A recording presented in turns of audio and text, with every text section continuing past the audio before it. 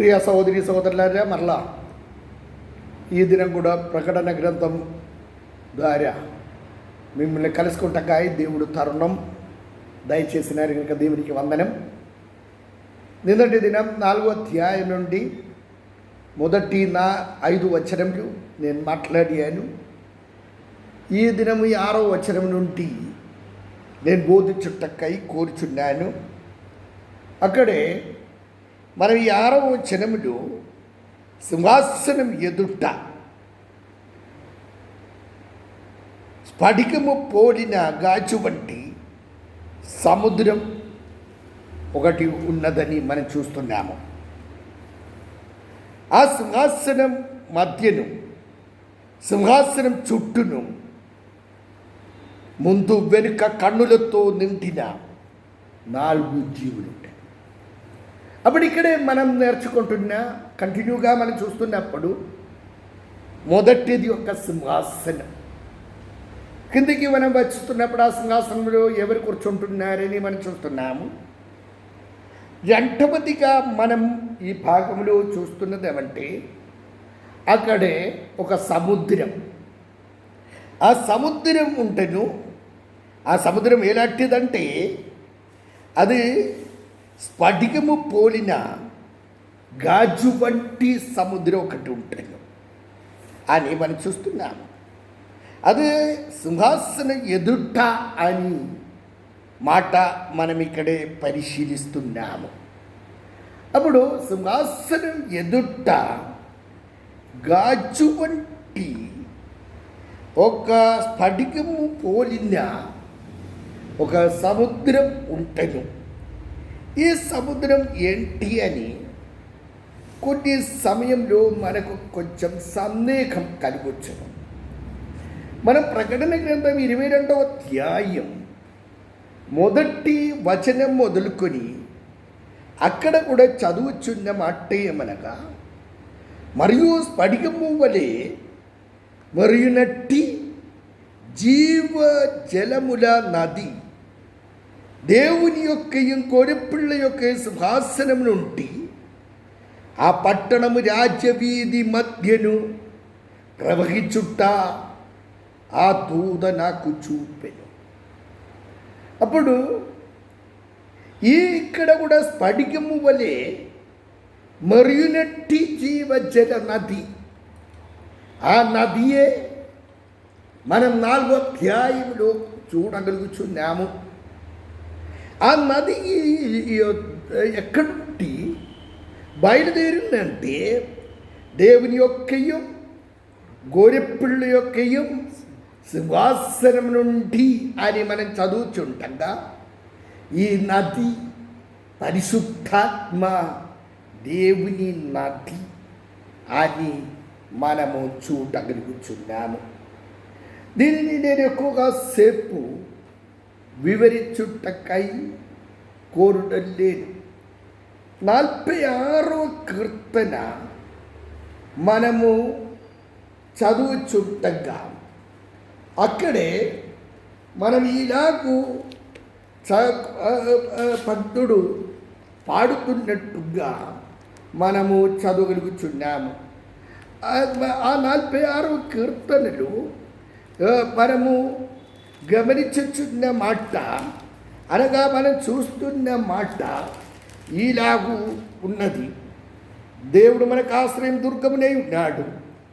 ఆపత్కాలంలో ఆయన నమ్మదగిన సహాయకుడు. కావున భూమి మార్పు నొందినను, నడి సముద్రంలో పర్వతములు మునిగినను, వాటి జనములు ఘోషించుచునురు గట్టినను, ఆ పొంగునకు పర్వతములు కదిలినను మనము భయపడము. ఒక్క నది కలదు, దాని కాలువలు దేవుని పట్టణమును, సర్వోన్నతిని మందిరము పరిశుద్ధ స్థలమును సంతోషపరచుచున్నది. ఇక్కడే ఒక్క నది కలదు, దాని కాలువలు దేవుని పట్టణమును, సర్వోన్నతిని మందిరము పరిశుద్ధ స్థలమును సంతోషపరచుచున్నది. దేవుడు ఆ పట్టణములో ఉన్నాడు, దానికి చలనం లేదు.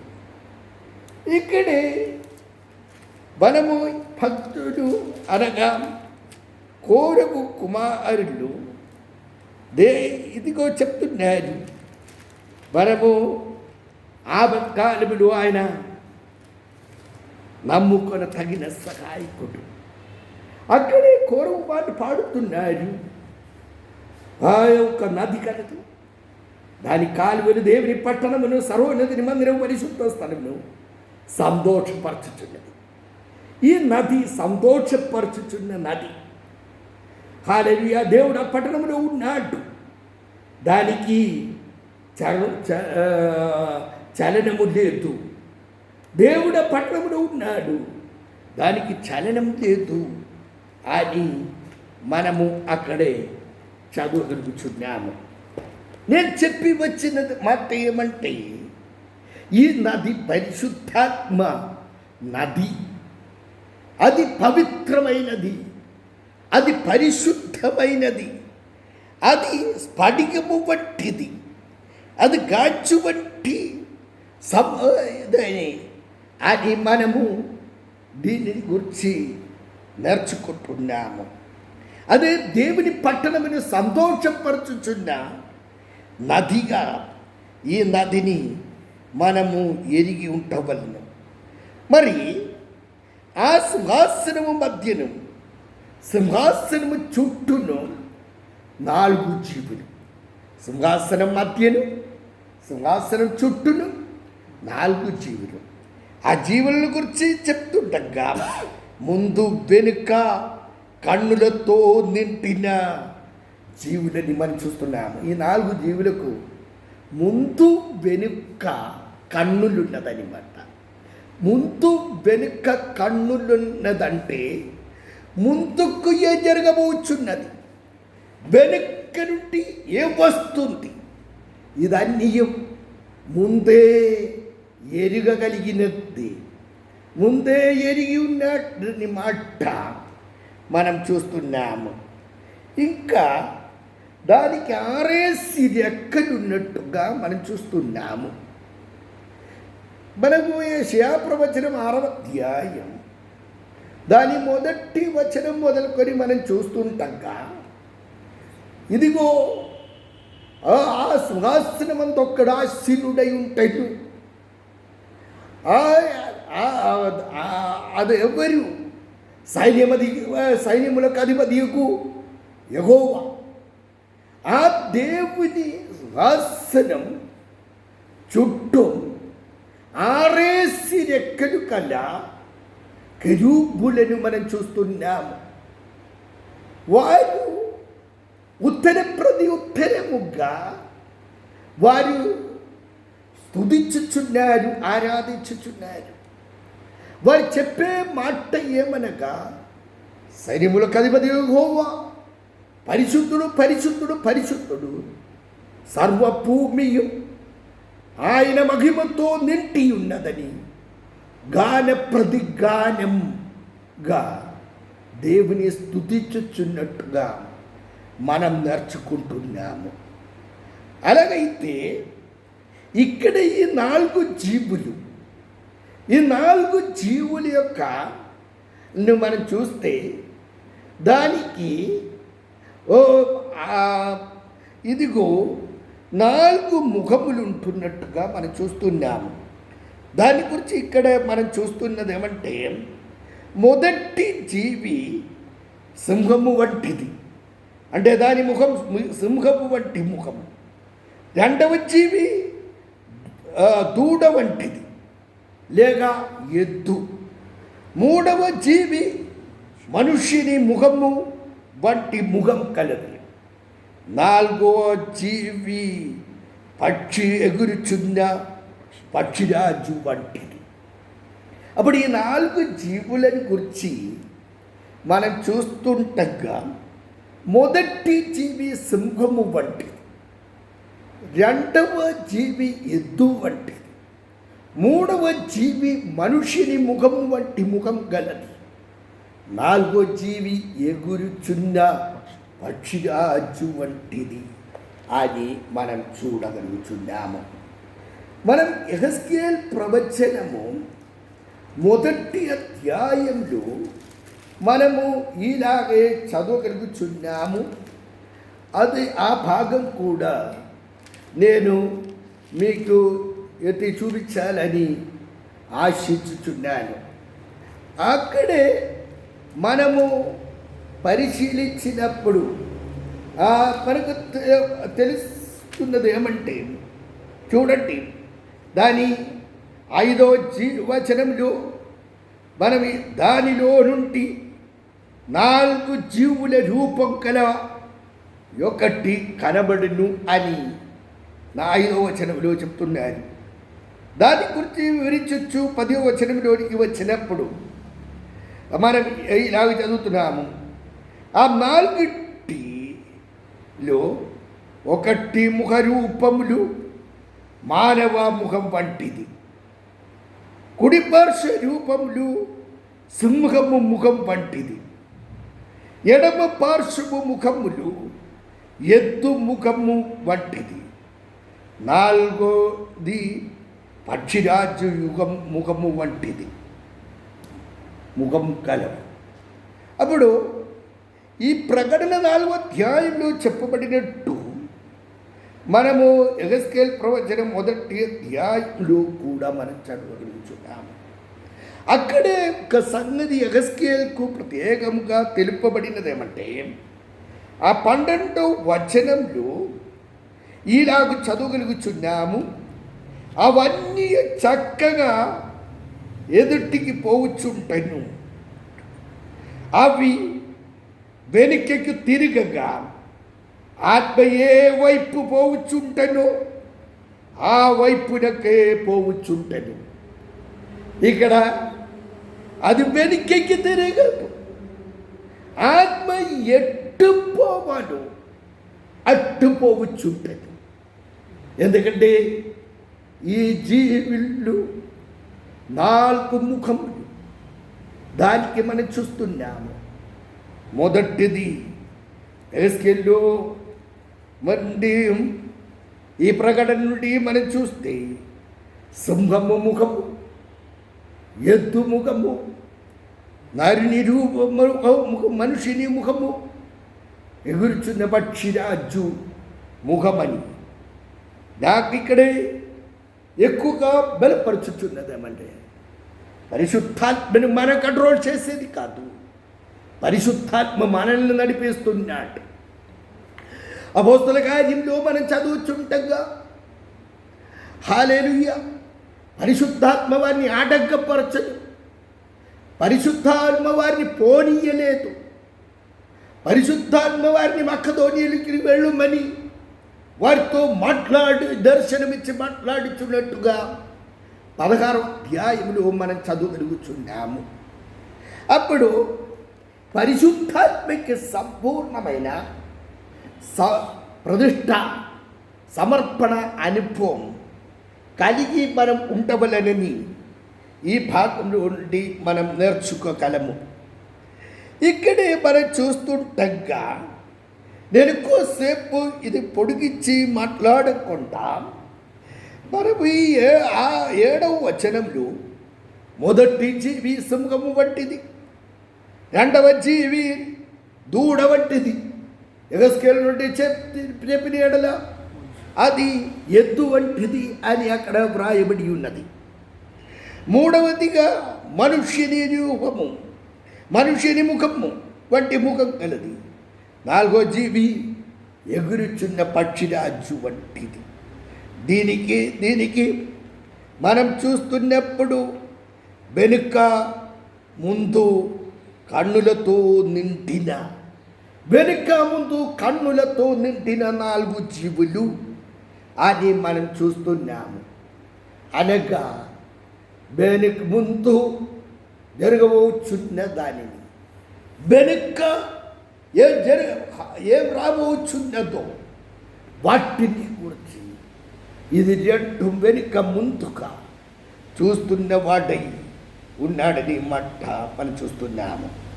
ఈ 4 జీవుల్లో ప్రతి జీవికి 6 రెక్కలు ఉంటాయి.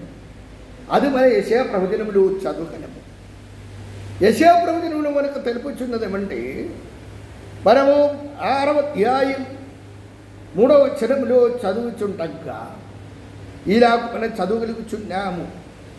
అక్కడ కెరూబులు అని ఎత్తి చెప్పినట్టుగా మనం చూస్తున్నాము. దానికి 6 రెక్కలు ఉంటాయి. 2 రెక్కలతో ముఖము కప్పెను, 2 రెక్కలతో పాదం కప్పెను, 2 రెక్కలతో ఎగురుచ్చు. హల్లెలూయా! ఏం చేస్తున్నారు? సైన్యములకు అధిపతి యెహోవా పరిశుద్ధుడు, పరిశుద్ధుడు, పరిశుద్ధుడు, సర్వభూమి ఆయన మహిమతో నిండి ఉన్నదని ఒక్కనితో ఒక్కడు గాన ప్రతిగానం చేయొచ్చు. ఒక్కనితో ఒక్కడు గాన ప్రతిగానం చేయొచ్చు. రాత్రి పగలు ఈ ఇక్కడ చెప్పబడిన ఈ 4 జీవులు దేవుని స్తుతించుచున్నట్టుగా మనము ఈ భాగంలో నేర్చుకుంటున్నాం. అక్కడ మనం చూస్తున్నది ఏమంటే ఈ 4 జీవులు 6 రెక్కలుంటను, అవి చుట్టూని రెక్కల లోపటను కన్నులతో నిండి ఉంటను అని మనం చూస్తున్నాము. అప్పుడు పైన మనము 6వ వచనంలో చూస్తున్నాం ఏమంటే ముందు వెనుక కన్నులతో నిండిన అని చదువుతున్నప్పుడు 8వ వచనంలో ఇక్కడ తెలియజేస్తున్నది ఏమంటే అవి చుట్టూనే రెక్కల లోపట్టను కన్నులతో నిండి ఉంటెను. అప్పుడు ఇక్కడ మనం ఆ 4 జీవులని గురించి వ్రాయబడి ఉంటున్నది ఏమంటే అవి చుట్టూని రెక్కల లోపట్టను కన్నులతో నిండి ఉన్నాయి. అప్పుడు వెనుక ముందు మాత్రం కాదు, చుట్టూన కన్నులతో ఆ రెక్కలలో కన్నులు ఉంటున్నట్టుగా మనం చూస్తున్నాము. అవి ఏం చెప్తున్నారంటే భూత వర్తమాన భవిష్యత్ కాలమునలో ఉంటూ సర్వాధిపతియగు దేవుడగు ప్రభువు. ఎవరు? భూత వర్తమాన భవిష్యత్ కాలములు. హల్లెలూయా! ఎబ్రీ పత్రికలో మనం చదువుతున్నాము, Jesus Christ yesterday, today and for ever. నిన్న నేడు నిరంతరము ఆయన ఏకరీతిగా ఉన్నాడు. దేవునికి స్తోత్రం. హల్లెలూయా! అందుచేతనే ప్రకటన 1వ అధ్యాయంలో మనం చదివినాము, ఆయన ఉన్నవాడును. హల్లెలూయా! ఆయన ఉన్నవాడు సదాకాలం. ఆయన అల్పయు ఓమేగయు, ఆదియు అంతము, మొదటివాడను కడబట్టివాడను. దేవునికి స్తోత్రం. అదే ప్రభువును ఇక్కడ అంటున్నారు. భూతవర్తమాన భవిష్యత్ కాలములో ఉంటూ సర్వాధికార్యం దేవుడగు ప్రభువు. ఆయన్ని ఆరాధించేదేలాగు పరిశుద్ధుడు, పరిశుద్ధుడు, పరిశుద్ధుడని మానగా రాత్రి పగలు చెప్పుచుంటాను. ఇక్కడ విశ్వాసులకు ఒక సందేహం రావచ్చు, అక్కడ రాత్రి ఉన్నదా? పరలోకంలో రాత్రి ఉంటదు. ప్రభువే అక్కడ వెలుగై ఉన్నాడు. ప్రభు ఆయన దీపమై ఉన్నాడు. అక్కడ రాత్రి ఉంటదు అని మనం చదువుతున్నాము. మళ్ళీ ఎందుకు రాత్రి పగలు అది ఇక్కడ వ్రాయబడి ఉన్నది అనగా 24 గంటలని చెప్తే రాత్రి పగలు కలిసి అలాగూ మనకు తెలిసినట్టుగా తెలియనట్టుగా దేవుని స్తుతించేది. ఆయన్ని భూతవర్తమాన భవిష్యత్ కాలంలో ఉన్న సర్వాధికారియకు దేవుని వారి చెప్తున్నదేమంటే దేవుడు ప్రభు పరిశుద్ధుడు, పరిశుద్ధుడు, పరిశుద్ధుడని మానగా రాత్రి పగలంటే ఎప్పటికి మానక ఎప్పటికి దానికే రాత్రి పగలని ఇచ్చారు. పరలోకంలో రాత్రి లేదు. అక్కడ ఎప్పుడు ప్రభు వెలుగై ఉన్నాడు కనుక వెలుగై ఉంటున్నది. అది మనకు అర్థమైనట్టుగా చెప్పబడినట్టుగా మనం చూస్తున్నాము. ఆ సింహాసనమునందు ఆసీనుడై ఉండి యుగాయుగములు జీవించుచున్న వానికి మహిమై ఘనత కృతజ్ఞతాస్తుతులు కలుగును గాకని ఆ జీవుని స్తుతించుచుంటాను. అంటే దానిలో హల్లెలూయా, ఆయన ఎప్పటికీ అనగా ఈ సింహాసనంలో ఉన్నవారు సదాకాలం నిత్యము హల్లెలూయా ఆయన స్తుతి నొంత తగిన దేవుడై ఉన్నారు. ఆయన ఘనత మహిమ కృతజ్ఞతాస్తుతులు హల్లెలూయా. ఆయన ఘనత పొందుటకు ఆయన ఒక్కడే అర్హుడు. మహిమ కలిగిన వాడు ఆయనే. ఆయన ఎల్లప్పుడూ స్తుతికి యోగ్యుడై ఉన్నాడు. స్తుతి పొందే దేవుడై ఉన్నాడు. ఈ 4 జీవులు వారు ఆరాధించుచుండగా, దేవుని స్తుతించుచుండగా హల్లెలూయా 24 పెద్దలు అక్కడే ఏం చేస్తున్నారని మాట మనము పైన వచనంలో ఇలాగూ చదవగలిగినాము. అది మనకు జ్ఞాపకం ఉంటున్నది.